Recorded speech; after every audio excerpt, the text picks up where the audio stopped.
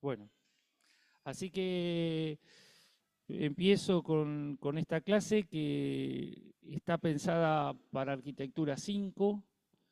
El tema es el diseño urbano como herramienta de la intervención y entiendo de que el tema de diseño urbano, como lo voy a presentar, es una disciplina que necesita su, bueno, si logro pasar,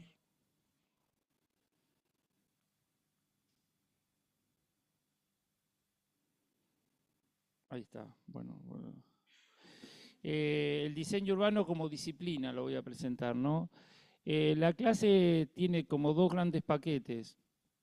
Una que son las teorías para la intervención, estas que hemos ido trabajando de manera coloquial en la clase, en el clase a clase. Bueno, ahora se las voy a presentar sistematizadas. Y otra es entender qué es el diseño urbano y cuál es el aporte del diseño urbano en los proyectos urbanos. No toco acá el tema de proyecto urbano porque son contenidos que ya lo he dado en otras clases y Hernán también han escuchado las clases de Hernán.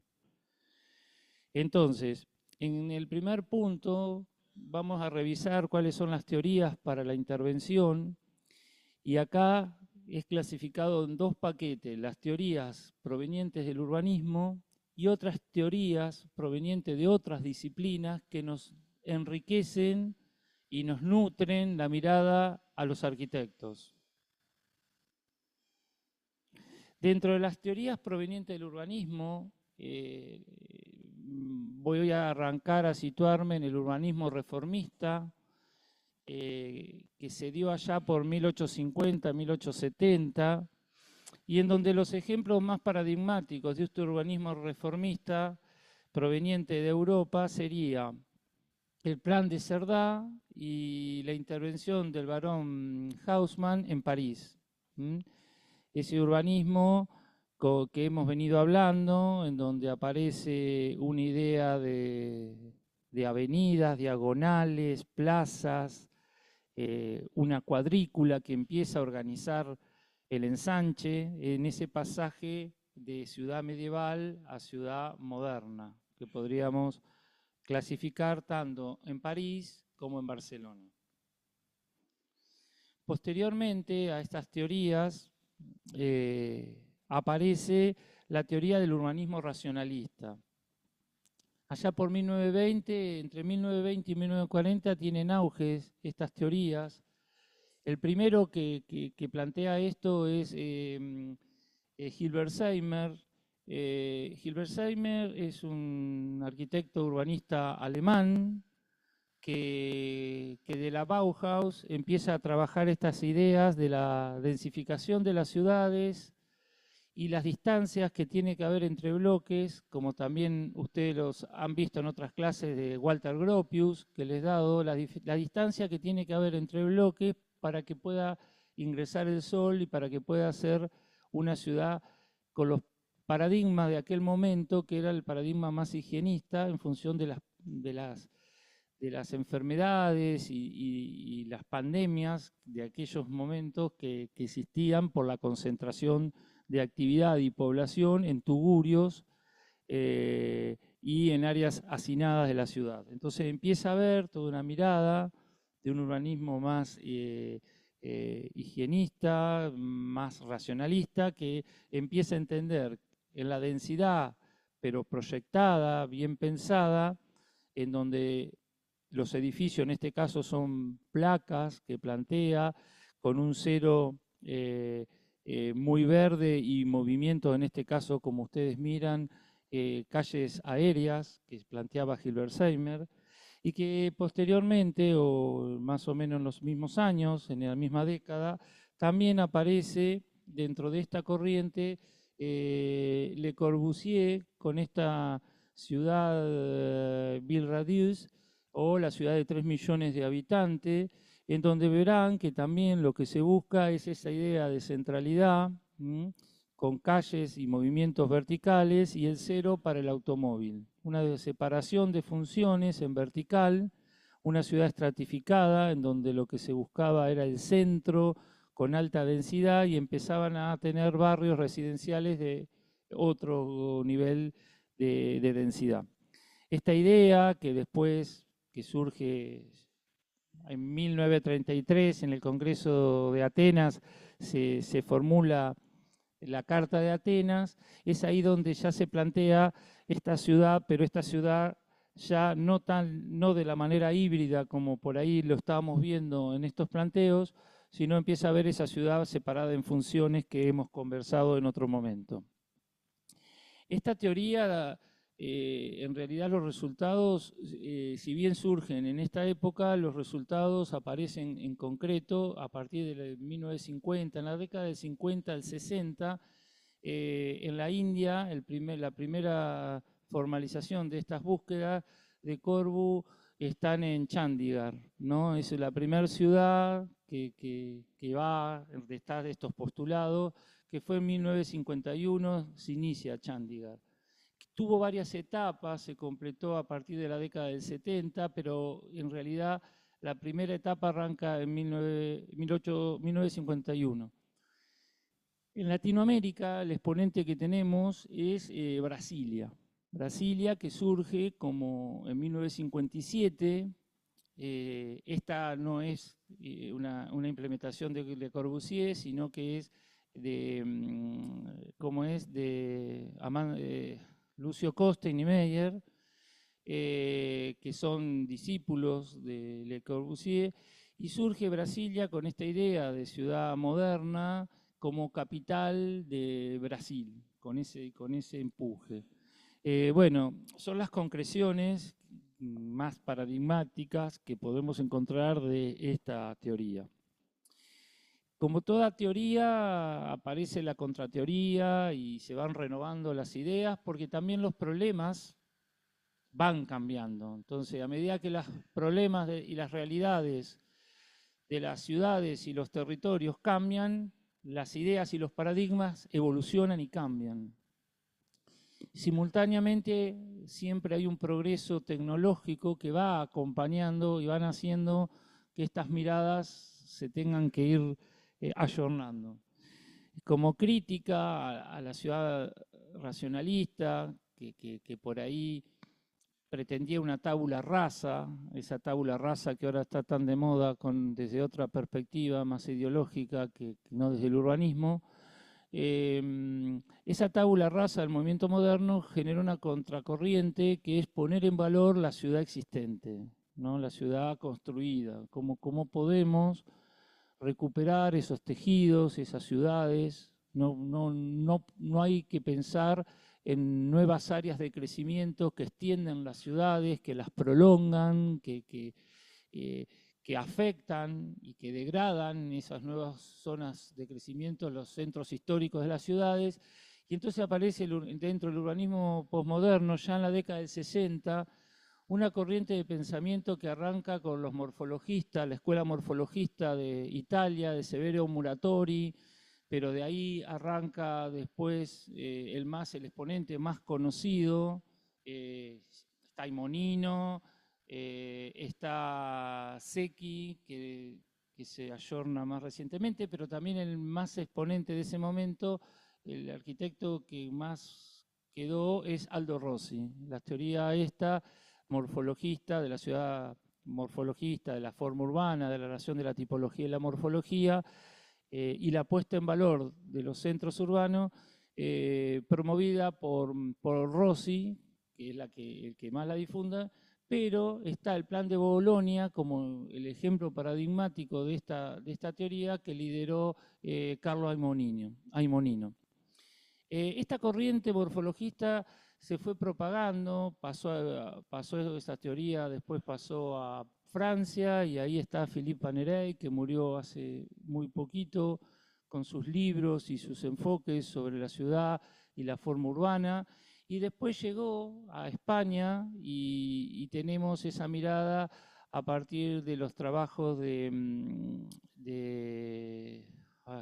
Jean Busquet, entre uno de los referentes más importantes, pero que después toma Solá Morales y que Solá Morales es el discípulo que van a escuchar, que es de José Vera Rosa, que hizo el doctorado en Barcelona. Entonces, estas ideas se van desplazando en el tiempo y en el espacio y llegan a Latinoamérica con retraso. Siempre en aquel momento, fíjense que no estaba el adelante tecnológico que tenemos hoy, entonces nosotros siempre, las teorías nos llegaban como 10 años más tarde acá. Pero podríamos situar este urbanismo posmoderno, centrado en lo morfológico, en el valor de la mistura de usos, en el volver a pensar las ciudades y las áreas centrales, y empieza toda una corriente patrimonialista, no solamente el morfologismo por un lado y el patrimonialismo por el otro, son corrientes que ponen en valor la existencia, como un hecho que no se puede derribar, porque en este caso hace a la historia, son ciudades con mucha historia, entonces la necesidad de preservar y de poner en valor esos centros históricos. Bueno, más recientemente, ya pasando todas estas corrientes que yo les voy pasando muy rápidamente, podríamos decir que desde la década de los 90 en adelante, quizás esta la podríamos situar en 1972 como el germen, que ahí la ONU hace una declaración respecto a la necesidad, ¿no? de preservar o un desarrollo sustentable, y que después de 1992 se hace la declaración en Río. Son toda una serie de declaraciones que empiezan a poner en énfasis que, bueno, que la ciudad no puede ser solamente lo construido, que no podemos seguir pavimentando, sino que necesitamos renaturalizar las ciudades, que necesitamos entender la diversidad ecológica en la que se asientan las ciudades, y empezamos a tener una idea también, que estas ideas que provienen de la ecología, que proviene desde el paisajismo, son teorías que empiezan a pensar en cómo el verde, la renaturalización de la ciudad, empiezan a hacer frente a uno de los problemas que ya por aquella época, en 1990, aparecía a fines de los 80, el tema de la crisis climática o cambio climático. Bueno, cómo las ciudades se ponen a punto o se preparan para hacer frente a uno de los grandes problemas a nivel mundial, junto con la desigualdad y el trabajo, ¿no? Entonces, bueno, empiezan a aparecer esa mirada de la renaturalización de las ciudades, de la presencia del verde, bueno. Se habla de las soluciones basadas en la naturaleza, más recientemente, a partir del 2015 más o menos, ya sale este enfoque de las soluciones basadas en la naturaleza, que es lo que propone, habla de infraestructura verde, infraestructura azul, infraestructura gris. La infraestructura verde es la naturaleza, la infraestructura azul es el agua, son los cursos de aguas que tienen las ciudades, los lagos, y la infraestructura gris son todo aquello que tienen que ver con los desechos, la recolección de pluviales. Bueno, entre esas tres infraestructuras, cuáles son los vínculos, las relaciones, y cómo la infraestructura verde y azul toma preponderancia. Simultáneamente a estas teorías provenientes del ecologismo, aparecen otras que tienen que ver también dentro del urbanismo. La teoría ecológica la podemos sintetizar en el urbanismo en Salvador Rueda, ¿sí? Que algo voy a poner acá.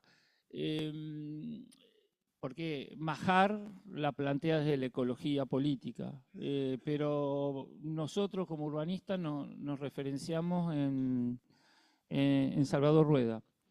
En simultáneo se van como solapando, porque el tiempo cada vez más corto, pero todo empieza a estar englobado dentro de ese paradigma o ese enfoque de la sustentabilidad y la mirada ambiental de la ciudad, ¿no?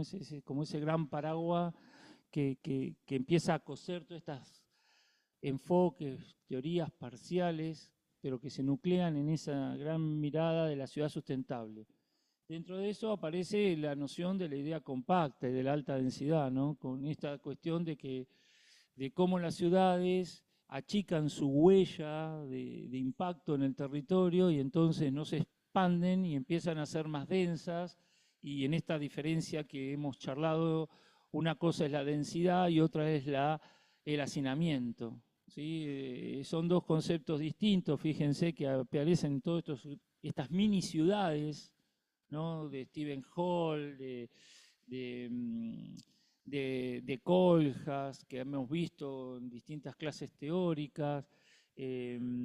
Bueno, y aparecen estos planteos de ciudades, de mini ciudades dentro de otras ciudades, en donde, bueno, aparecen todas estas ideas de confort, de infraestructura, de recolección de recolección de las aguas servidas, la recolección de lluvia, aparece la utilización de una nueva energía que es la geotermia, que es utilizar el calor de la tierra para consumir menos energía a nivel planeta. Bueno, empiezan a aparecer junto con la alta densidad una serie de teorías o de estrategias, podría decir más, son estrategias de cómo debe ser esa alta densidad en ciudades, obviamente, de escala global, ¿sí? Porque no podemos trasladar estas intervenciones directamente a la ciudad de La Plata, ¿sí? Porque hay una cuestión de escala, de importancia en el concierto internacional que te sitúa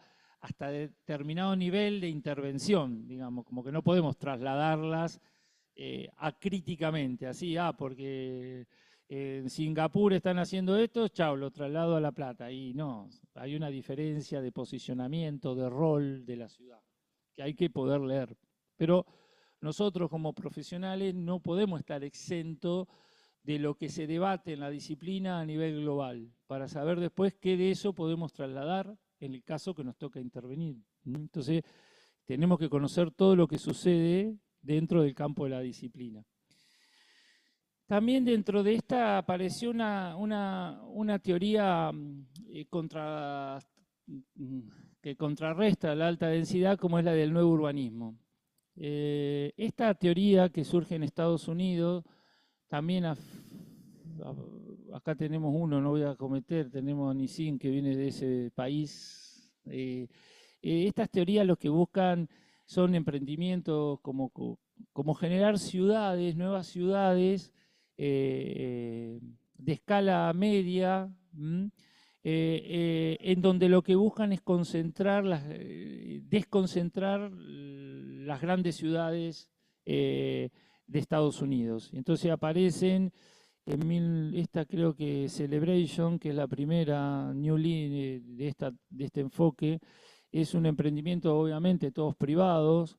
Tienen otra envergadura a los barrios privados o country de acá, porque estas son verdaderas nuevas ciudades de baja densidad propuesta para estar más en contacto con la naturaleza y con una densidad media, están pensadas, o baja también inclusive, con viviendas con verde, con grandes lotes.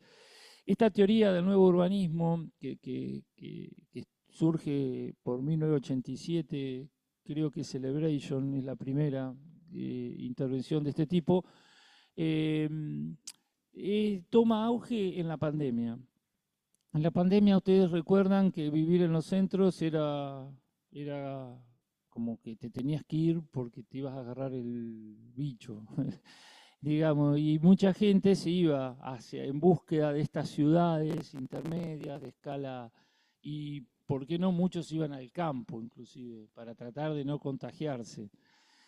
Bueno, este nuevo urbanismo hizo bueno, que en España sobre todo haya tomado auge esta teoría, y acá muchas ciudades intermedias, el caso que más estudiado tengo es Tandil, ha tenido un crecimiento muy importante durante la pandemia. Si bien este fenómeno ya se veía antes en Tandil, post pandemia ha tenido mayor auge.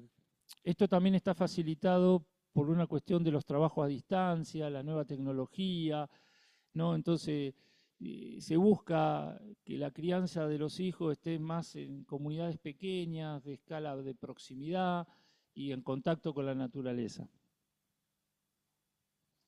Bien, esas son, se me puede estar pasando alguna, creo que estudio bastante, pero uno no es infalible y puede estar faltando algún enfoque, alguna teoría que en esta revisión que le estoy dando. Pero bueno, en simultáneo a estas teorías provenientes del campo del urbanismo, y vuelvo a decir, el urbanismo no es la arquitectura. Una cosa es la arquitectura y otro es el urbanismo. Y me parece que es importante que ustedes sepan que están cursando en una facultad de arquitectura y urbanismo. Son dos campos disciplinares específicos con estrategias, reglas, enfoques y teorías que muchas veces se complementan, generalmente se complementan, pero que son específicas de cada disciplina. La arquitectura tiene sus propios enfoques y el urbanismo tiene sus propios enfoques que también fundamentalmente divergen en las técnicas, en los instrumentos y en los procedimientos, que es lo que yo un poquito intento en este año que ustedes vean las diferencias entre lo que es resolver un edificio y lo que es proyectar un sector de ciudad o lo que es pensar una ciudad. O sea, las estrategias son distintas, las técnicas que van a usar son distintas. Bueno, ustedes saben que los temas urbanos no son de dominio exclusivo del arquitecto ni del urbanista, sino que aparecen otros saberes que necesitamos de ellos para poder interpretar la sociedad que va a habitar esa ciudad y también la economía, las cuestiones medioambientales, del medio natural o las cuestiones ecológicas, con lo cual necesitamos de una mirada más ampliada que la que le podemos dar los arquitectos. Eso sí, siempre digo que los arquitectos somos los especialistas en manejar el espacio. Y eso sí que es algo que no vamos a relegar ni con los geógrafos ni con ninguna de las disciplinas, pero tampoco creernos tan autosuficiente que a problemas complejos lo podemos resolver con una sola disciplina. Seguramente para entender las dinámicas de la complejidad del urbano y lo territorial necesitamos más de una disciplina. Entonces empieza a aparecer así un referente proveniente de la sociología, la antropología y que tiene que ver mucho con la visión económica de las ciudades, que es el derecho a la ciudad de Henri Lefebvre. Ese es un teórico que su primer libro surge en 1969, pero que ha sido puesto en valor nuevamente a partir de David Harvey, un pensador estadounidense también, acá vuelvo a citar a mi amigo Anisim, que lo trae un pensador de teoría de izquierda que empieza a tomar y a poner en valor la perspectiva de Lefebvre, que empieza a pensar en esta ciudad desigual que se ha generado, bueno, cómo todos tenemos derecho a la ciudad. Ya sea de la perspectiva económica, de clases, como de la perspectiva de género. Bueno, hablando de género, tenemos a Jane Jacobs, también otra estadounidense, que pregona sobre una mirada de volver al barrio, sobre la incorporación de la mujer en el urbanismo y en los espacios y en el diseño urbano. O sea, Jane Jacobs es una militante de lo que hoy sería este último libro que les pongo acá, La ciudad feminista, de Leslie Skerr. Leslie Skerr es la que hoy lleva la bandera de la ciudad feminista, pero bueno, hay que darle los méritos a Jane Jacobs, que no solamente toma la mirada feminista de la ciudad, sino también la mirada situacionista, que es una corriente que acá no la puse, que es de Jay Debord, en Francia surge, los situacionistas. Bueno, después aparece La ciudad conquistada de Jordi Borja, esta cuestión que pone valor Jordi Borja sobre el uso del espacio público. El espacio público es el espacio de democratización por excelencia, en donde se produce, en el espacio público se producen las luchas, se producen las manifestaciones, y donde es un espacio que iguala. Y después también estamos, esta pensadora que yo les puse acá, Raquel Rolnick, que es una urbanista muy reconocida de la Escuela de San Pablo en Brasil, que participó en el Estatuto de las Ciudades y que también lo que intenta Raquel Rolnick y esa escuela es volver a pensar la ciudad para todos, la ciudad de los derechos. Están todos más o menos imbuidos en esta cuestión de cómo hacer frente a las desigualdades crecientes sociales y que obviamente si son sociales el espacio y el territorio y las ciudades también los generan a esa fragmentación que existe. Pedro Abramo es un economista brasileño también muy interesante que aporta a esta mirada. Con esto quiero decir que los urbanistas nos tenemos que enriquecer e interactuar con estas otras disciplinas para ampliar y enmarcar nuestras miradas. No es solamente la mano la tenemos y pensamos el espacio, pero mejor utilizada va a estar esa mano si tenemos toda esta carga teórica, conceptual, para poder hacer esos dibujos que somos los únicos que lo podemos hacer. ¿Sí? Eso lo aclaro. Bueno, esto es como un extra de la clase que viendo que tenían falencia en este recorrido de las teorías del urbanismo, me pareció que, bueno, que se las podía dar yo,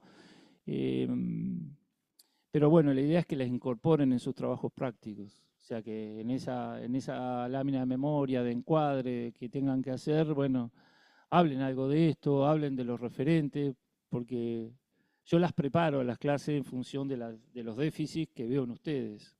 O sea, no es que de las clases las tengo armadas y vengo y repito una clase de hace 5 años. Con lo cual, por eso pido que sean serios y así como yo les doy, ustedes devuelvan. Esa es la docencia, digamos, eso es lo lindo. Así yo no pierdo fuerza. Si yo veo que yo me esfuerzo y trabajo para traerle material a ustedes y veo que ese material ustedes lo seduce y lo incorporan, me dan gana a mí. Si no, yo voy a terminar repitiendo las clases, que es lo peor que puede hacer un docente, dar siempre la misma clase, no ayornarlas. Bueno, con respecto al diseño urbano, me voy a hacer estas preguntas, voy a ir barriendo estos temas para que ustedes traten de tener una mirada más sistematizada no en esa clasecita que hicimos en el pizarrón, así medio carador rota. Bueno, ahora va a tener una carga mucho más sistematizada de esa clase, digamos. En principio, ¿qué es el diseño urbano? El diseño urbano es una disciplina que también es interdisciplinaria, que no es propiedad de una sola disciplina, y que lo que busca el diseño es dar forma a las condiciones físicas del arte de hacer ciudad, digamos.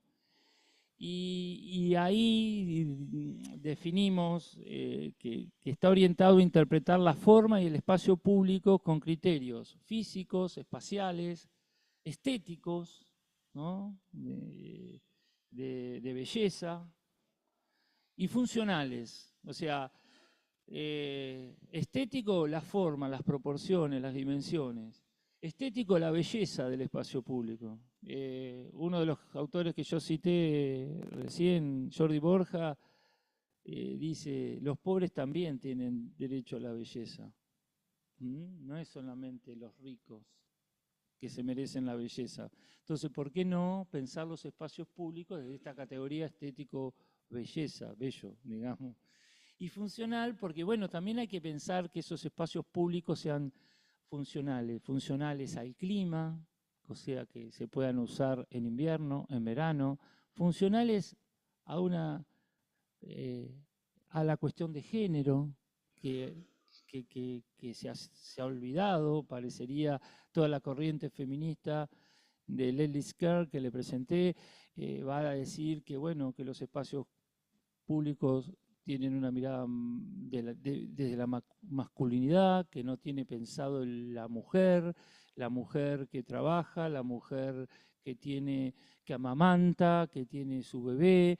Bueno, cómo ese espacio público piensa en ese tipo de usos o de género que por ahí no estaban en otras miradas anteriores. Y bueno, y también el diseño urbano es una disciplina que se sitúa entre la arquitectura y la planificación urbana. Más o menos así como el proyecto urbano, que es de escala intermedia. Bueno, podríamos decir que sí, pero quizás también lo que tiene el diseño urbano que muchas veces aborda la escala de ciudad. ¿Sí? Cuando, por ejemplo, Chandigarh o Brasilia o el mismo caso de la ciudad de La Plata, que es una ciudad planificada, se sirve de las técnicas y los instrumentos del diseño urbano para poder concretarla. ¿Mm? Un poco eso. Bueno, acá yo le voy poniendo distintas imágenes que ya les va dando idea de distintas escalas que aborda el diseño urbano. No es solamente la plaza, el parque, la calle, sino también los proyectos urbanos, ¿no? Esa cuestión de los espacios públicos del proyecto urbano son cuestiones que maneja el diseño urbano. Bueno, como yo les dije, aparecen muchas disciplinas involucradas, tanto provenientes de las ciencias naturales, todo lo que es la biología, la ecología, más en este momento que las perspectivas de la renaturalización de la ciudad y el verde en la ciudad y las soluciones basadas en la naturaleza están muy en boga. Todas las cuestiones de las ciencias sociales, ¿no? El tema de entender a la sociedad, quién es el usuario, porque no solamente hay que pensar en el usuario cuando proyectamos un edificio, sino cuando proyectamos y diseñamos los espacios, ¿sí? Los espacios públicos, hay que pensar quién lo va a usar, si el usuario es la juventud, bueno, qué espacio, cómo diseñar un espacio para la juventud, si el espacio es para las personas mayores, cómo usan y qué necesidades necesitan las personas mayores, si es un espacio de uso intenso, intergeneracional, bueno, cómo pensar ese espacio para que todos y todas encuentren esa necesidad satisfecha en el espacio público. Y después también se necesitan todas aquellas cuestiones de la ingeniería y las ciencias que tienen que ver con lo comunicacional, como vamos a ver. O sea, las ingenierías, porque uno necesita todo el tema de infraestructura, de redes, todo lo que tiene que ver también con la comunicación en el espacio público. Entonces lo comunicacional tiene mucho que ver, todas las carreras de diseño en comunicación visual son importantes. Entonces, como verán, no es fácil abordar el diseño urbano desde una sola disciplina, que alguien tenga la hegemonía de esa disciplina. Es interdisciplinaria. Bueno, y acá le hago como una síntesis de las distintas disciplinas que participan, el urbanismo, la arquitectura, y ahí pongo la biblioteca de Medellín, de Uribe, la arquitectura del paisaje, todo lo que tiene que ver con el diseño del paisaje, es toda una corriente. Acá está la maestría que dirige Leandro Varela, que tiene que ver con esta perspectiva, que es docente del taller, que ustedes lo tuvieron en cuarto. Todo lo que tiene que ver con diseño industrial, ¿no? Toda la cuestión de las diseñas. Por ejemplo, acá yo puse el ejemplo de el diseño de las paradas de los micros, eso es diseño industrial, o el diseño comunicacional, que uno tenga certeza, seguridad. Hay toda una corriente teórica que habla sobre las ciudades seguras, ¿no? Las ciudades seguras son seguras en tanto y en cuanto transmitan claridad y visibilidad al usuario, y no solamente es la mirada restringida que por ahí se aplica acá desde la política local, que las ciudades seguras son aquellas que no te roban.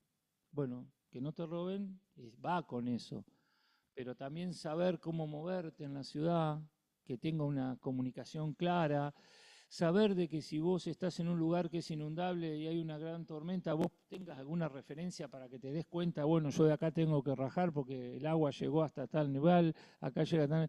Eso hace a la seguridad.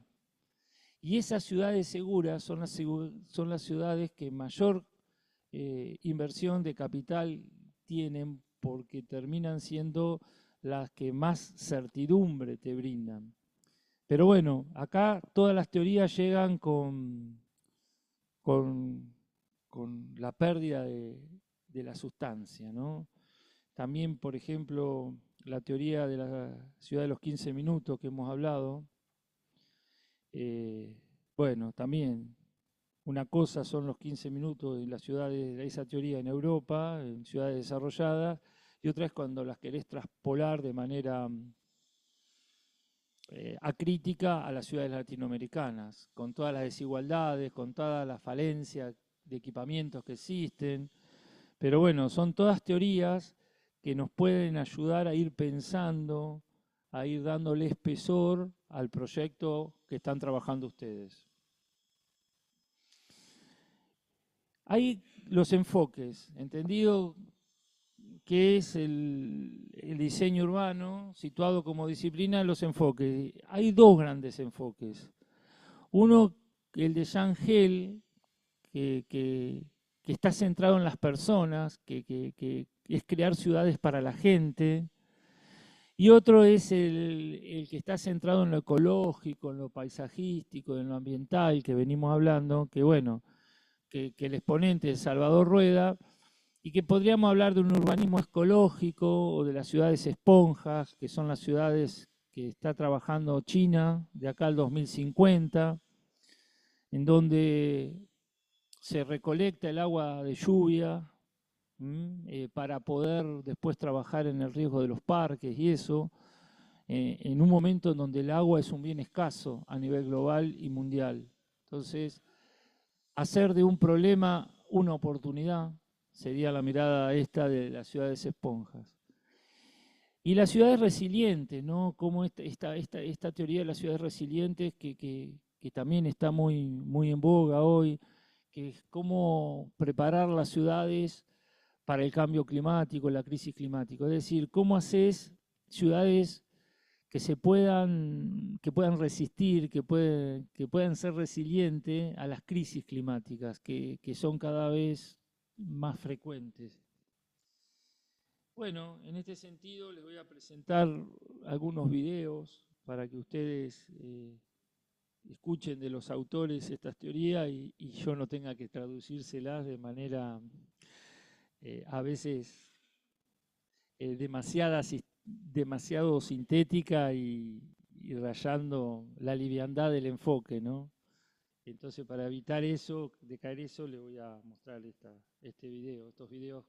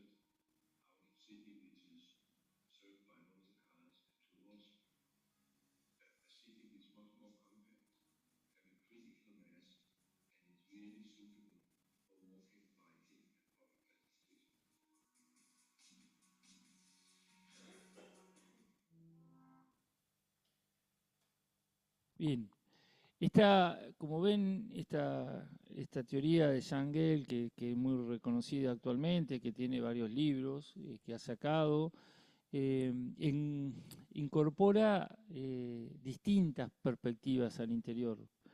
Uno podría decir que a partir de repensar la movilidad en la ciudad, ¿no? Podríamos hablar de ciudades saludables, ¿no? Esta cuestión de pensar en cómo el poder caminar, el poder ir trabajando al trabajo en bicicleta, alentar el uso de otros modos.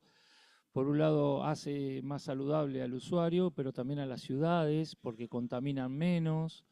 El espacio público termina siendo más seguro, porque al haber menos vehículos empieza a haber la utilización del espacio público por los niños y los menores.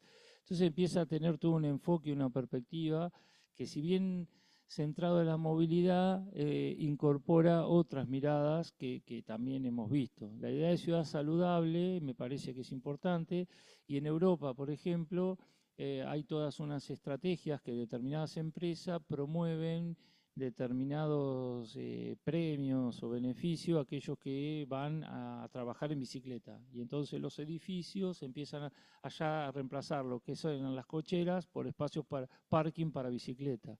Entonces, toda una movida que, si ustedes tienen la suerte de poder viajar por Europa, van a ver que están los puestos de las estaciones de bicicleta, en donde uno se puede mover por la ciudad y saca una bicicleta, la deja en un puesto, va a otro, y todo se mueve en un sistema de bicicletas con bicisenda, que lo que busca es precisamente descongestionar a las ciudades de esta movilidad contaminante que genera en base a vehículos a carbono. Sigamos esta otra, a ver qué dice esta otra teoría. Esta creo que es la de...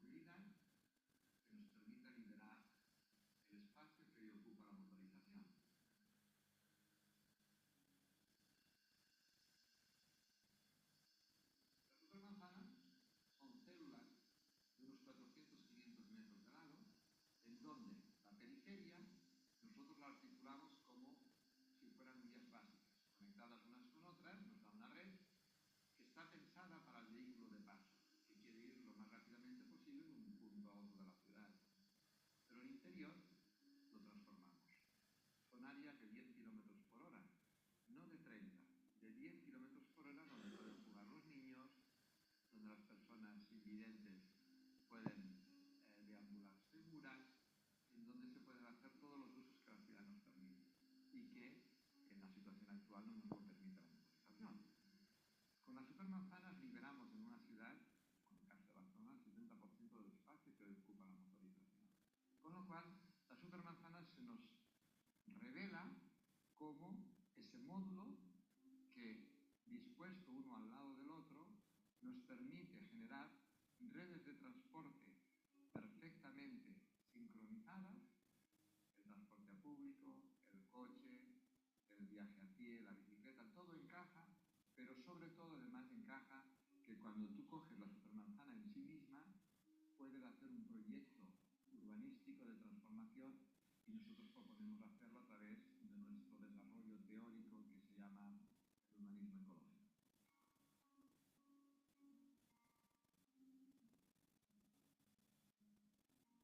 Muy sencillo. Con la propuesta de supermanzanas no tienen que tirar ni una casa, ni un edificio. En cambio, transformarán radicalmente la ciudad. ¿Sabe por qué?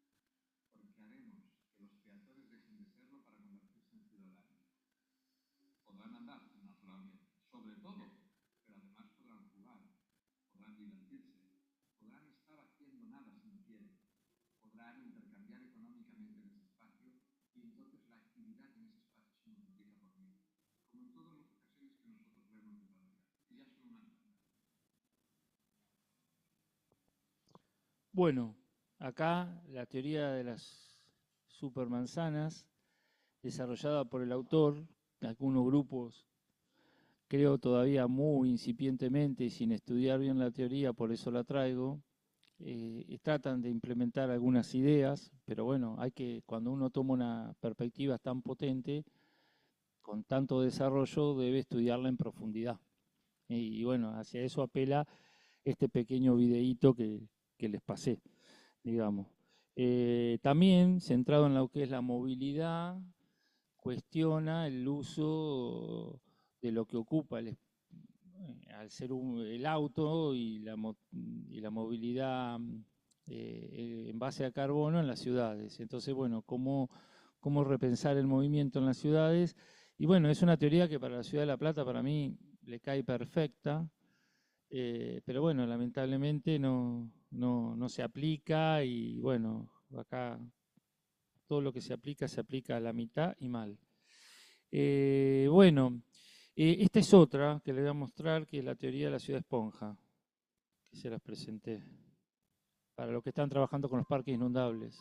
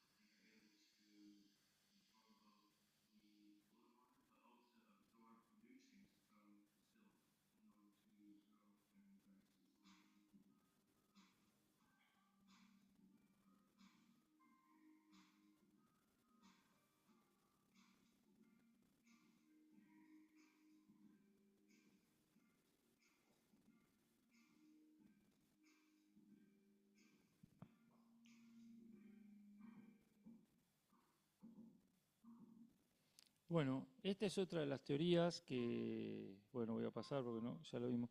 Esta es otra de las teorías que vienen manejando los grupos, pero vuelvo a decir, con cierta liviandad, digamos, porque fíjense cómo a partir de pensar ciudades más absorbentes, ¿no? Ciudades esponjas, bueno, esa ciudad absorbente se maneja en distintas estrategias, algunas para las inundaciones, otras para el cambio climático y la crisis y el calentamiento global. Entonces empiezan a aparecer los techos verdes, los muros verdes, aparece todo un enfoque de la agricultura urbana que enriquece esta idea de ciudades esponja.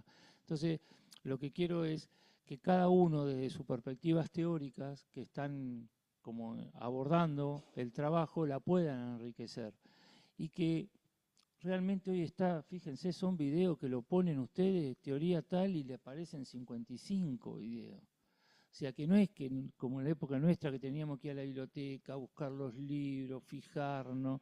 No, vos estás tirado en tu cama, bueno, teoría de Ciudad Esponja, paf, te van a aparecer 20.000 tipos hablando de la Ciudad Esponja. Y así en todo. Entonces digo, eh, creo que falta curiosidad. Veo que en este grupo falta curiosidad todavía. Quizás nosotros como docentes no hemos logrado generarle esa chispita y esa intriga para querer saber más, para poder tener un trabajo más completo y no con lo que alcance. Bueno, yo hago esto, más o menos me alcanza. Digamos, estamos en quinto año, próximo, esto va a ser base de su trabajo final de carrera, posiblemente si quieren, entonces es el momento de profundizar y es el momento de ponerle energía a esta etapa del proyecto final, si ustedes quisieran, y no hacerlo como una cosita más que lo hago porque me lo piden los docentes. Bueno, el otro punto que me parece que es importante es cuáles son las escalas de abordaje que tiene el diseño urbano, ¿no?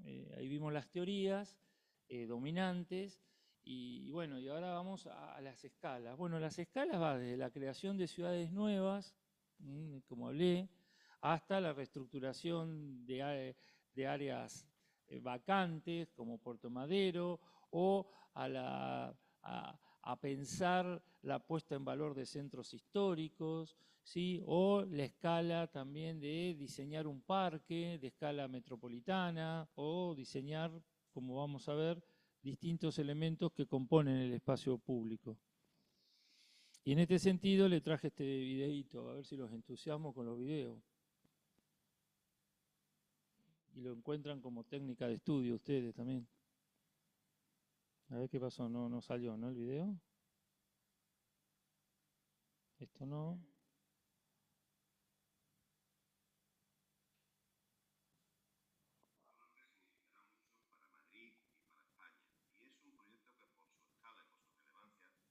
No debe percibirse como un proyecto inmobiliario al uso, sino que debe entenderse y afrontarse como un proyecto de Estado, como la gran oportunidad que tiene Madrid para situarse entre las ciudades más avanzadas del mundo.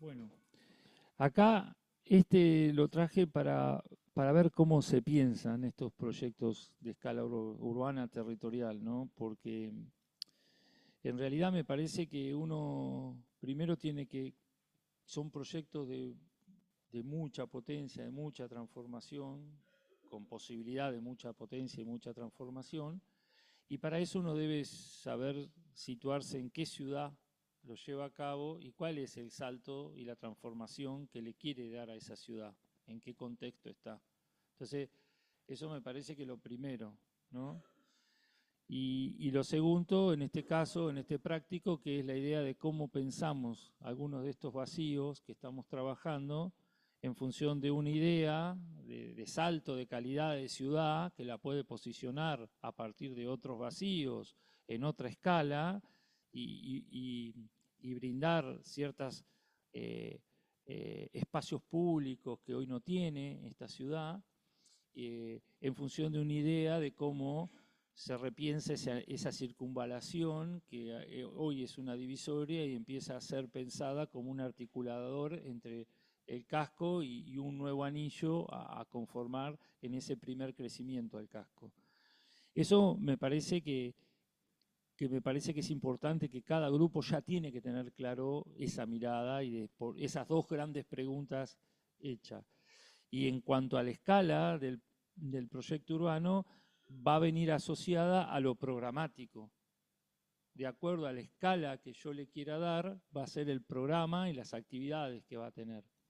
En este caso, que vimos, a partir de una operación del transporte, de reorganizar y de mejorar el transporte, cómo se repiensa esa estación de San Martín, Chamartín, allá en Madrid, y empieza a ser vista como un nodo de transporte, pero que libera espacio para hacer una nueva centralidad. Obviamente, estas intervenciones tienen la mirada positiva, por un lado, que podríamos decir esta, pero también hay otra contramirada, que se habla mucho del extractivismo urbano. Y ahí empieza a haber toda esa teoría extractivista que empieza a cuestionar los fines sociales que tienen estas intervenciones, ¿sí? Solamente van impulsadas en desarrollar el mercado, los grandes desarrolladores, los developers, y no necesariamente están pensadas desde la perspectiva del uso social y cómo transformar un espacio que hoy puede ser degradado, que puede ser conflictivo, para el uso de un sector amplio de la sociedad. Uno lo puede pensar de una manera extractivista o lo puede pensar de una manera más humanitaria, con fines sociales, de aportar ciudad. Y que el ejemplo de esta teoría más humana, más del urbanismo social, googlean y ponen cualquiera de las intervenciones de Medellín y van a encontrar muchas de estas intervenciones desde la perspectiva del urbanismo social. Yo puse este ejemplo nada más por una cuestión de tiempo, pero les dejo como tarea que puedan ver la otra perspectiva. Esta es más desde el punto de vista del extractivismo, de situar a Madrid a gran escala, en otro lugar, pero está toda la corriente del urbanismo social que viene con el gobierno de Fajardo, las varias intendencias de Fajardo en Medellín, y con un equipo de técnicos muy interesante, liderado por Echeverry, que les va a desarrollar toda la contramirada de esta perspectiva. Bueno, como verán, le estoy tirando autores, ciudades, el evento, para que ustedes enriquezcan su trabajo. Acá yo voy a pedir que haya teoría, que haya referente. ¿Por qué? Porque se lo estoy dando en la boca y masticado, ¿sí? Si no está, es porque no escucharon, no trasladaron. Las escalas de abordaje, y acá está esa clase que hicimos improvisada, ¿no? Que los componentes del espacio urbano. O sea, lo primero que el diseño urbano aborda son los trazados y los tejidos, ¿sí? Esta cuestión que vimos en clase, ¿no? Los trazados en el sentido de, bueno, pensar que hayan plazas, parques, calles, avenidas, ¿no? Cómo se piensa un trazado, las distintas jerarquías que componen esos trazados al interior, las tipologías de espacio público que incorpora un trazado. Los tejidos es cómo va a ser la ocupación, ¿sí? La ocupación de esa ciudad. Entonces, bueno, ¿cómo van a ser las masas, las manzanas, qué alturas, qué proporciones, cuál es la escala del espacio público que queremos generar? Después están todo el tema de las calles, las avenidas, las veredas, los solados y el mobiliario urbano. Esto lo voy a tratar de pasar medio rápido. Trazados y tejidos, lo que hablamos en clase, se los pasé acá para que les quede. O sea, laburé por ustedes. También me hubiera gustado que ustedes me entregaran una entrega así, como yo hice esta clase. Esto que ustedes escuchan, anotan, vayan y la armen y les quede a ustedes como un nivel de aprendizaje. Bueno, no los voy a repetir, está la ciudad medieval, la ciudad europea en su doble vertiente, Barcelona, París, las calidades de espacio público y bondades que hablamos ese día en clase, pero también tenemos el espacio público de la ciudad moderna, de la gran escala, ¿no? Y acá pongo otros ejemplos, el plan Boycín para París, ¿no? La verticalidad, los espacios verdes, acá traje a Brasilia como ejemplo. Esta idea de combinar estos dos modelos de la ciudad europea con la ciudad racionalista, del movimiento moderno, con esta perspectiva de Jacques Lacan, ¿no? que trata de encontrar hibridaciones entre los dos modelos, o la ciudad americana o la del este, de la verticalidad extrema, de la máxima verticalidad, pensar tejidos de estas escalas, de estas proporciones y de estas densidades. A nivel de parques, plazas y espacios abiertos, bueno, acá le traje el parque se me fue, cuando estuve en Sudáfrica, el parque de Nelson Mandela en Pretoria, que es ese gran parque dentro del Palacio de Gobierno de Pretoria. Ustedes saben que Sudáfrica tiene 3 ciudades, es la única ciudad que tiene 3 capitales, el único país, digamos, que tiene 3 capitales. Uno es Johannesburgo, ahí se sienta un poder, otro está en Pretoria y otro está en Ciudad del Cabo. En vez de tener los 3 poderes juntos, están distribuidos. El tema de plazas y parques, ¿no? Este es una foto de Medellín, cuando estuve también ahí en Medellín. Este es el juego, un lugar de plazas para niños, muy interesante. Han incorporado muchos espacios públicos, en esto pensado el calor. Medellín es una ciudad de 23 grados permanente. Y bueno, ¿cómo piensan ese espacio público con calidades, con sombras, con diversas? Este es un parque que junta gente de tercera edad o adultos mayores, como más apropiado hoy en día es referirse, y jóvenes y niños. Entonces van a ver, esta es la Plaza de las Luces, que está frente a la biblioteca esta que hoy les mostré de Uribe. Cuestiones de diseño de espacio público como ciudades. Bueno, acá La Plata hoy en día también está trabajando en poner en valor las plazas, ¿no? Esta es la Plaza de las Luces, contigua con la Biblioteca Nacional esta de Medellín, de Uribe, que es una gran biblioteca. Seguro que cuando en algún teórico le he dado a esta biblioteca seguramente. Este es otro tipo de parque. Este es el Palacio de la Música, la del medio, y esas plazas de cómo están pensadas para las actividades, que en Medellín hay mucha agua porque hace mucho calor y hay lugares de sombras, van a ver en algunas otras imágenes. Esto es en Johannesburgo, la Plaza Mandela. O sea, distintos lugares que han dado, he traído algunos ejemplos.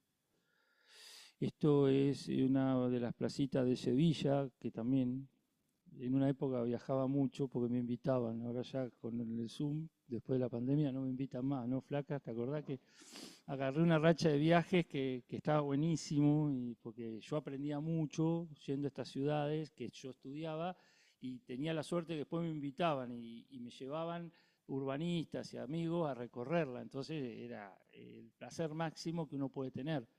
Y por momentos te dejaban solo para hacer derivas, y en las derivas vos te perdés en la ciudad y hablás con los ciudadanos comunes y encontrás otra mirada también muy enriquecedora. Bueno, estos son escalas, lugares, fíjense cómo se marca el espacio de vereda, el espacio para estar, bueno, todo el diseño de los solados, ¿no? Para que es parte de lo que uno tiene que estudiar en el diseño urbano. O lo que nos dejó el diseño urbano de la pandemia, ¿no? Esta cuestión de que teníamos que vivir en círculos separados, ¿no? También es parte de lo que hace al diseño urbano en momentos de crisis y de una crisis global, ¿no? Los lugares, cómo impactó también en la pandemia en el diseño urbano. O esta cuestión, ¿no? Hay muchos concursos últimos, recientes, que se diseñan espacios públicos, el diseño de una vereda, cómo se concibe, cómo se piensa, ¿no? Esto también es menester de nuestro campo disciplinar del urbanismo. Y hay manuales de diseño urbano, entonces ustedes no tienen que partir desde el cero a querer inventar cómo se diseña una avenida, una calle para uso comercial, una calle de escala barrial. Todo eso ya está pensado que se puede mejorar. No digo que uno lo copie, lo replique, pero existe. Hay manuales de diseño urbano que ya han desarrollado y que hay por equipo interdisciplinario. Entonces, toda esa cuestión es un bagaje que ustedes tienen para incorporar en su proyecto urbano. No parten de cero. Bueno, acá yo le puse el manual de diseño urbano de la Ciudad de Buenos Aires, pero hay miles de manuales. Este porque me parece que está piola, bien comunicado. Esto cuando estuve también en Medellín, y esto me llevaban a cómo se reurbanizaban los barrios, los asentamientos precarios que estaban sobre la ladera en distintos barrios. Bueno, les llevaban el metro. Fíjense cómo están diseñadas las paradas de los metros, que en cuanto a lo inclusivo para la gente que anda en silla de rueda. O sea, no hay un escalón, vos de la silla de rueda directamente. También está pensado del inclusivo para la persona que es ciega, entonces aparecen esas baldosas que tienen los elementos para que los ciegos se puedan desplazar en el espacio público. Entonces la inclusividad es amplia, el concepto de inclusividad no es solamente económico, sino la inclusividad va desde el género, va de las discapacidades, o sea, tenemos que tener como universitario una mirada amplia de cada uno de los conceptos. ¿No? Este también, fíjense, un diseño inclusivo y cómo la pandemia le incorporó la distancia para formar colas para tomar el tren o el micro, ¿no? Y esta cuestión de cuando ustedes ven ahí las baldositas esa amarilla con distintos colores, marcan desde el código de la gente con discapacidad visual, con capacidad visual disminuida, no con discapacidad, no se refiere así hoy en día. Bueno, cómo se pueden manejar solos sin que nadie los ande llevando de la mano y ellos mismos pueden ir manejándose. Bueno, nosotros acá tenemos una docente que es especialista en esto, que es Viviana Di Luca. Ella se ha especializado en todos estos temas sobre el trabajo con ciegos, con discapacidades. De hecho, da una electiva ahora, Viviana. Bueno, esta cuestión del diseño urbano y las nuevas movilidades, esto cuando estuve en Sevilla, me encantó ver cómo el tren está incorporado dentro del espacio público, digamos, y no hay, como puedo decir, barreras y esas cosas. El tren pasa como una movilidad más lenta, porque también hoy cuando hablaba, ¿quién era? Salvador Rueda, por ejemplo, yo muy en contra de la teoría acá, se hace todo al revés en la Ciudad de La Plata. La Ciudad de La Plata se pavimenta la Plaza Italia, porque hay que pasar despacio. Hoy las áreas centrales, como dijo Salvador Rueda, se piensan de movilidad de 10K. Ya ni 40K. 40K eran las primeras áreas centrales. Ahora 10K. ¿Por qué? Porque el que se debe privilegiar es el peatón, el ser humano.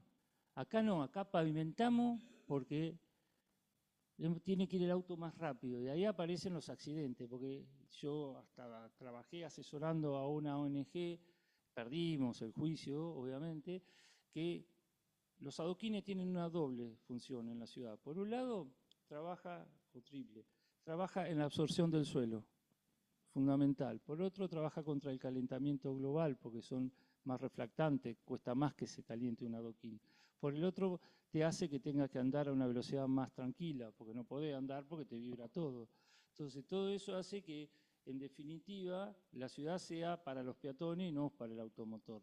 Bueno, pero acá seguimos pensando que la calle es para el automotor. En vez de pensar nuevos sistemas de movimiento, ustedes tienen el anillo de circunvalación. Díganme si no podemos pensar un nuevo sistema de movilidad sustentable para La Plata, en donde el auto que no se meta en el centro, en el casco, que haya paradas, puertos, lugares de estacionamiento donde puedan tomar bicicleta, en donde pueda haber ligeritos o micros o trenes de esta jerarquía que anden por las avenidas y las diagonales, y la gente dejemos el auto y que no tengamos que trasladarnos en auto. O sea, ¿cómo podemos pensar postas de bicicleta? O sea, hay un montón, medios no contaminantes, seguimos con esos micros viejos que contaminan y que, bueno, ya eso ya no va más en esta nueva concepción de movilidad que se va teniendo. ¿Y para quién es el espacio público? ¿A quién se lo destinamos? ¿Se lo destinamos al usuario, al ciudadano, o se lo destinamos al transporte? Son decisiones de política. Bueno, acá este caso también, diseño de espacio público, bicisendas. Y esta idea de ciudad de los 15 minutos, ¿no? Esta idea de tener todo próximo, que esta idea de la ciudad de los 15 minutos no solamente está nutrida con idea de equipamientos que están cercanos para que la gente no se tenga que movilizar más que 15 minutos, sino que también para eso el espacio público tiene que estar condicionado para que la gente se movilice. Porque si para movilizarme a 15 minutos tengo que usar el auto, bueno, ya estoy en problema. O sea, la idea es que vos lo puedas hacer en bicicleta, en medios no contaminantes, ¿no? Que tengas todo cercano, y para eso el espacio público tiene que estar bien acondicionado. ¿Se acuerdan que en otras clases he hablado de la ciudad de un minuto? Que en donde la persona baja y tiene en esa cuadra todos los elementos que necesita para poder recrearse, para poder sacar el perro, para poder hacer las necesidades que de un ciudadano vive en el centro de una ciudad necesita hacer. Y para eso hay que pensar cuáles son las necesidades y cómo ese espacio público se diseña para esas necesidades y no para otras. Todo esto de la ciudad de los 15 minutos, la ciudad de un minuto, está asociado a una de las vertientes del urbanismo, que es el urbanismo táctico, que yo le he dicho. El urbanismo táctico es un urbanismo en donde se trabaja participativamente con la gente en los barrios, se definen cuáles son las calidades y cómo condicionar ese espacio público para que sea más apropiado a los habitantes de ese barrio. O sea, ¿qué necesidades tienen? Y no venimos desde el centro de La Plata a pensar cómo debe ser, qué sé yo, el espacio público en un barrio en Citibel o en Villa Elvira. O sea, se trabaja con la gente, quién vive, cuáles son sus características de uso, qué necesidades tienen, y en función de eso se arma ese programa y aparece el diseño en consecuencia. No lo inferimos desde las áreas centrales. Bueno, veredas, solados y equipamiento. Esto es Rosario, de este lado, cuando fuimos en unos viajes del estudio, ahí está Vanessa, ahí estaba Diego cuando estaba gordo, alguna vez fue Diego gordo, ahí está, y Sara, mirá. Y esto es Ciudad del Cabo. Si tienen algún día posibilidad, dinero de ir, vayan. Impresionante Ciudad del Cabo, una ciudad. Fui a Sevilla y vine enamorado. Después conocí al tiempito, a los meses, Ciudad del Cabo, y es impresionante como ciudad. Bueno, diseños de espacios públicos. Esta es la zona de sombra que yo les decía por acá arriba, la zona de siesta que tienen en Medellín, ¿no? En Medellín, en el horario de la siesta, se recostan ahí en el trabajo y después vuelven a trabajar, pero también muchas madres aprovechan para amamantar en ese lugar de sombra. Digamos, esto es también Ciudad del Cabo, la de acá arriba, que ahí en el puerto se arman ¿cómo se llama? Grupos que tocan y que animan mientras que vos recorres el espacio público.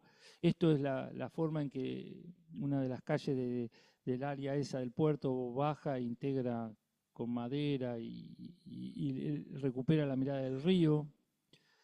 Bueno, el tema de los solados, el tema de los equipamientos, todo eso hace al diseño del espacio público, ¿no? Los bancos, la iluminación, los distintos tipos de solado que te va indicando distinto tipo de uso y apropiación. El tema de los árboles y el tema de cómo armar ¿cómo sería ay, no me sale la palabra, los canteros, ¿no? Esto es en Sevilla, en la Catedral de Sevilla, que es como hay al lado un espacio, un patio que cómo está diseñado el cantero, y esto es otro cantero también en Sevilla, pero en un espacio público. O sea, digo por las antigüedades de las técnicas que se utilizan. Esto, por ejemplo, son cómo se pensó el tema del cantero con iluminación en Medellín, en ese parque de los pies descalzos que le estoy mostrando, digamos, muy interesante, ¿no? Distintos sectores, cómo aparece el arte urbano también acá en esta imagen. Todo esto hace a la mirada del diseño urbano, en este caso la iluminación, ¿no? Que no viene de arriba, sino que viene iluminación desde el piso. Cómo están los solados marcados y diferenciados, ¿no? Cómo aparece el agua para recolectar el agua. Bueno, todo eso se piensa, se diseña, se estudia. Este es otro caso que me parece interesantísimo, de Medellín, en la Comuna 13, cómo le dieron accesibilidad a un sector de asentamientos informales en la ladera. Entonces, toda una escalera mecánica que te permite desde el valle llegar al morro y desde el morro poder ver toda la ciudad. Realmente es un ejemplo, a mí me parece, un paradigma de la accesibilidad inclusiva, ¿no? De cómo dotar a esos barrios accesibilidades en pendiente, ¿no? Entonces, bueno, me pareció fascinante este ejemplo. Fíjense que ahí llegamos acá arriba, llega a ser un gran mirador, pero esas escaleras van llegando como a puntos intermedios que vos haces esas paradas y ahí aparecen ciertos equipamientos que ha puesto el municipio y que ha trabajado con los municipios, con los vecinos, de manera articulada para pintar todos los frentes de su casa. Bueno, a partir del Estado interviniendo, dando accesibilidad, dotando de calidad al espacio público, trabajado con los vecinos, zonas que eran marginales empiezan a ser zonas accesibles. Bueno, los puestos de bicicleta, esto creo que está en Sevilla también, en uno de los últimos viajes que hice, ¿no? Estas bicicletas que yo le digo que uno va haciendo posta, que la va sacando. Acá se intentó poner y creo que no funcionó, pero bueno, porque las políticas no son consecuentes. Viene un partido y las cambia, viene el otro y las cambia. No importa si sean buenas o malas. Bueno, y ahora le voy a presentar este ejemplo sobre el espacio público.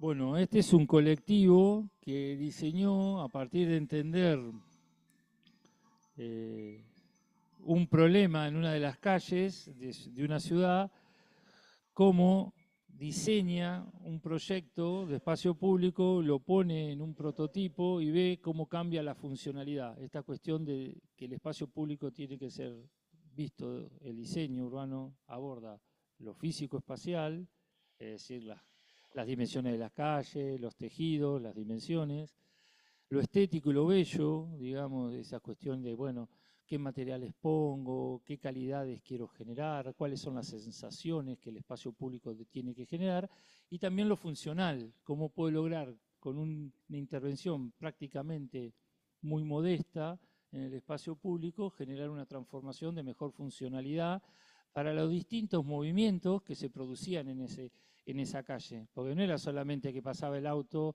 el micro y el tren eléctrico, sino que aparecían las bicicletas, aparecía el ciudadano que va con el cochecito, hay otras movilidades, estaba la necesidad de la expansión. Bueno, ¿acá qué se hace de esto? Nada.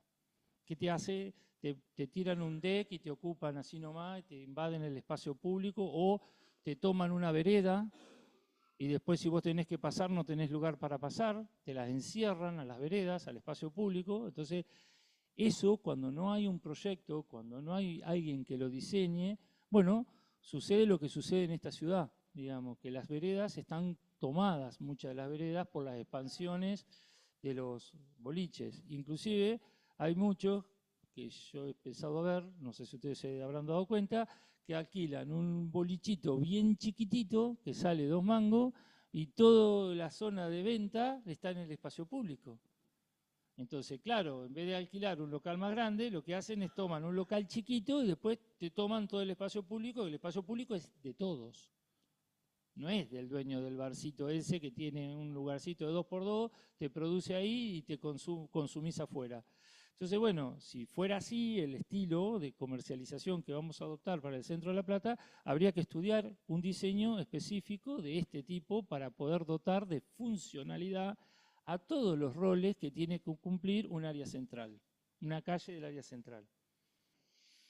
Bueno, aspectos que tenemos que ver entre el diseño arquitectónico y el urbano, es decir, el tema de la permeabilidad, bueno, esta cuestión de cómo la arquitectura, cuando uno proyecta, y ustedes tienen esa potencia en este trabajo, empieza a no generar medianeras, sino empiezan a generar articulaciones entre un espacio y otro, entonces empiezan a aparecer plantas bajas libres que te dan esa idea de fuga y de querer ir más allá, o aparecen estos espacios como en Medellín, con una cuestión muy etérea que te marca sombra, el orquidiograma de este grupo, ay, no me va a salir el nombre ahora, no es de Uribe, es del otro grupo ya me va a salir. Bueno, ya después se lo digo de quién es este, pero está enfrente del edificio Echeverri, del Centro de Tecnología. Esta cuestión de la legibilidad, ¿no? La legibilidad, esta cuestión, acá yo le muestro lo que era calle 8, antes de la ordenanza de publicidad en el espacio público, y posterior. Digamos, esta cuestión de a ver quién ponía el cartel más grande, quién te invadía más, que en vez de generar orden, genera confusión, caos, invasión del espacio público frente a una calle que, bueno, empezó a planificarse, a ordenarse, las publicidades son horizontales, no invaden, entonces empieza a haber una percepción del espacio totalmente distinto. Y la legibilidad, que es este enfoque que nosotros trabajamos, o por lo menos yo trabajo en las 2 cátedras, que utilizamos de Kevin Lynch, esta idea de los nodos como los puntos de referencia, como los puntos de identificación, los bordes, o sea, los límites, los perfiles que van dando marco a un espacio, o a nivel de escalas urbanas, el borde podría ser la circunvalación, porque te marca un interior y un exterior, un borde entre lo que es el casco y lo que es el crecimiento, podría ser vista como borde. Las sendas, que son los espacios por donde se recorren, los barrios, o sea, cómo podemos identificar a nivel de una ciudad distintos sectores con distintos patrones de urbanización o de ocupación que permiten identificar barrios, y aquellos mojones o hitos o puntos referenciales que también son importantes en cuanto a la legibilidad. O sea, que no todo sea igual, que empiezan a aparecer lugares que te ponen, que te marcan un acento, que te marcan un hito, que te generan una puerta. Bueno, son los elementos con los cuales uno puede empezar a manejar la idea de legibilidad en esta cuestión del diseño urbano. Y los principios a recuperar, que con esto ya cierro, la necesidad de un análisis previo del sitio y las actividades a desarrollar. Yo creo que eso ha quedado claro, entender el sitio y ver cuáles son realmente las actividades que se van a desarrollar para poder diseñar acorde a eso. No es mucho más distinto este criterio que cuando hacemos un edificio. Bueno, ¿qué actividades? ¿Cuáles son los usuarios? Cómo, en consecuencia, tratamos de proyectar algo que cumpla esas necesidades y esos distintos usuarios. Por el otro lado, el carácter del ámbito y su permeabilidad, esa cuestión de buscar conexiones, de que los espacios puedan ir fugando, que puedan haber perspectivas más amplias. Contemplar la cuestión del condicionamiento climático y ambiental. Yo creo que en el espacio público es muy importante saber cuáles son las características climáticas de la ciudad en la que estamos proyectando para ver cómo ese espacio trata de entenderlo, y si estamos en una ciudad que es puro frío y nieve 12 meses al año, bueno, quizás tenga que pensarse en calles más cubiertas, que tengan galerías cubiertas, para poder usar realmente el espacio público, porque si no tengo periodos de distintos climas, bueno, ¿cómo hago para que el espacio público se use? O la otra, el caso de Medellín, 23 grados promedio todo, bueno, ¿cómo es ese espacio público? La funcionalidad que debe cumplir y su relación con otros sistemas urbanos. Esta cuestión que yo digo, depende de lo que estemos diseñando, tenemos que entender cuál es su rol dentro de la estructura general de la ciudad y cómo se van en ese espacio que me toca diseñar articular con otros sistemas. Si estoy en una calle, bueno, ver qué rol cumple esa calle dentro de un área mayor, para ver cómo tengo que pensarla. Cuando digo cómo la articulo con otro sistema, bueno, ¿qué otro sistema está? Es el espacio público, pero bueno, ¿qué tipo de movilidades se generan por ahí? ¿Qué equipamiento y de qué escala existen en esa calle que tengo que diseñar?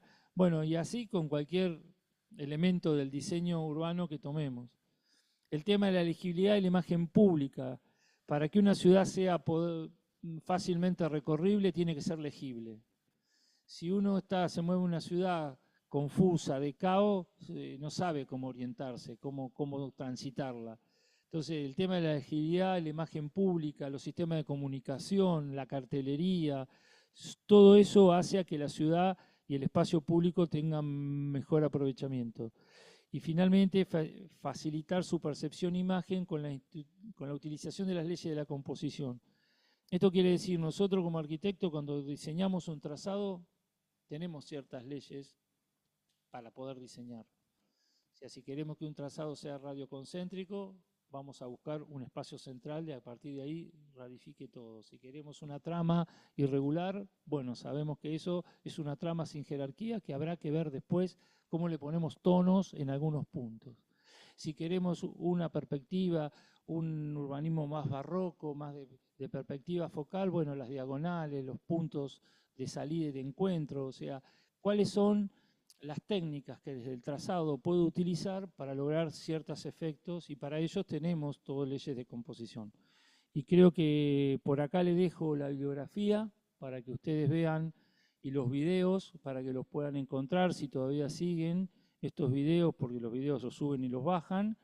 Pero bueno, yo después les voy a acercar el PDF de la clase, así lo tienen, y creo que este es lo último. Y creo que hasta acá, y gracias por bancarse la charla y que puedan trasladarla a sus trabajos prácticos. Me harán muy felices si veo que los prácticos de ustedes, algo de todo esto que hablamos, están puestos de alguna manera.